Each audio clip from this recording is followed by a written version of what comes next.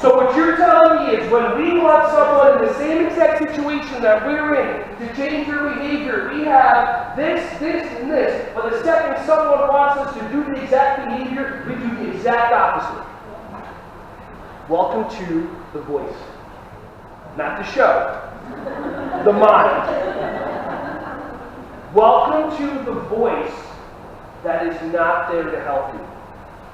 I've been doing work on studying the understanding of the mind, not the brain, the mind. I'm not talking about like your pineal gland and your cerebellum. I don't want that. I'm talking about like the mind, the what exists outside. Our brain is here, but our thoughts are not here. It's kind of like aura. I've discovered that this voice in my head is not there to help me. It's not there to help me get to my goals, my dreams, and my happiness, because the voice in my head only cares about one thing: making sure that I'm safe and I'm alive. Make sense? Doesn't care how I look in a bathing suit that I want abs. It wants me to be safe.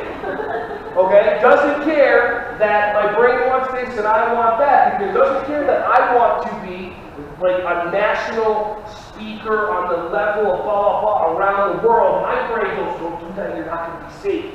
You're going to travel this way, you're traveling, and I have to fight that. That voice in your head, did it tell you you're going to have a long day of staff development?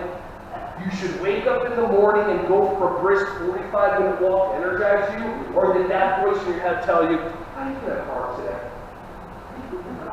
Carbs. Yeah. I don't normally do this on a Friday morning, but it's a long day, and blah, blah, blah, blah. 6 muffins is fine. I mean, you know, right?